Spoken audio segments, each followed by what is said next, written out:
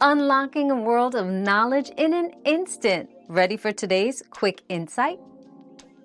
To stop clicking sounds in your toaster, unplug it first. Crumbs cause noise and sparks, so remove and empty the crumb tray. Gently shake out crumbs and use a soft brush for hard-to-reach spots. Never put water inside. This can damage your toaster. Regular cleaning keeps it quiet and working well for longer.